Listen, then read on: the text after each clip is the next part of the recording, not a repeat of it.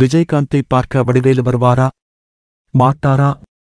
வந்தா அடிவிழும். பிரபலம் கொடுத்த ஷாக். விஜயகாந்த் உயிரிழந்திருக்கும் சூழலில் அவருக்கு இறுதி அஞ்சலி செலுத்த வடிவேலு வருவாரா மாட்டாரா என்ற மிகப்பெரிய கேள்வி ரசிகர்களிடையே எழுந்திருக்கிறது. ஏனெனில் வடிவேலு விஜயகாந்தை பற்றி தரக்குறைவாக பேசியிருந்தது நினைவுகூரத்தக்கது. அப்போதிருந்து இருவருக்கும் பேச்சுவார்த்தை எதுவும் இல்லை. விஜயகாந்துக்கு ஏற்பட்ட நுரையீரல் அழற்சி காரணமாக அவர் நேற்று முன்தினம் மருத்துவமனையில் அனுமதிக்கப்பட்டார். அங்கு அவருக்கு தீவிர சிகிச்சை அளிக்கப்பட்டது. ஆனால் சிகிச்சை பலனின்றி நேற்று காலை உயிரிழந்தார். அவரது உயிரிழப்பு ஒட்டுமொத்த தமிழ்நாடையும் சோகக்கடலில் தள்ளியிருக்கிறது. அவரை கடைசியாக பார்ப்பதற்கு தமிழ்நாட்டின் பல்வேறு ஊர்களில் இருந்தும் மக்கள் சென்னைக்கு படையெடுக்க ஆரம்பித்திருக்கின்றனர். இன்று இறுதிச் சடங்கு. தீவுத்திடலில் தற்போது அவரது உடல் வைக்கப்பட்டிருக்கிறது. மதியம் 1 மணிக்கு அவரது இறுதி ஊர்வலம் அங்கிருந்து தொடங்கி தேமுதிக தலைமை அலுவலகத்தில் முடிவடைகிறது. மாலை 4:45 மணி அளவில் முழு அரசு மரியாதையுடன் அந்த அலுவலகத்தின் வளாகத்தில் அடக்கம் செய்யப்படுவதாக அறிவிக்கப்பட்டுள்ளது. காவல்துறை பாதுகாப்பும் பன்மடங்கு போடப்பட்டிருக்கிறது. பிரபலங்கள் அஞ்சலி. இதற்கிடையே விஜயகாந்தின் உடல் தேமுதிக தலைமை அலுவலகத்தில் இன்று அதிகாலை வரை வைக்கப்பட்டிருந்தது. அப்போது விஜய், இளையராஜா, சத்யராஜ், எம்.எஸ். பாஸ்கர் உள்ளிட்ட பலர் வந்து விஜயகாந்துக்கு கண்ணீர் அஞ்சலி செலுத்திவிட்டு சென்றனர். தீவுத்திடலுக்கும் பல பிரபலங்கள் சென்று அஞ்சலி செலுத்தினர். ஆனால் விஜயகாந்த் வளர்த்துவிட்டவர்களில் ஒருவரான வடிவேலு இப்போது வரை அஞ்சலி செலுத்துவதற்கு வரவில்லை. என்ன காரணம்? 2011ஆம் ஆண்டு சட்டப்பேரவை தேர்தல் பிரசாரத்தில் விஜயகாந்தை கடுமையாக தாக்கி பேசினார்.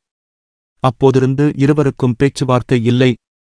ஆனால் அதற்கு முன்னதாகவே ஒரு கார் நிறுத்தப்பட்ட பிரச்சனையில்தான் இருவருக்கும் முட்டிக்கொண்டதாக கூறப்படுகிறது.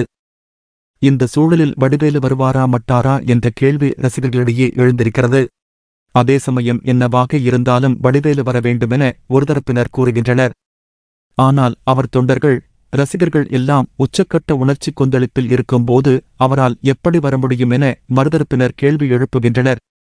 இருப்பினும் ஒரு இரங்கல் குறிப்பையாவது வடிவேலு வெளியிட வேண்டியதுதானே என்ற கேள்வியும் எழுகிறது.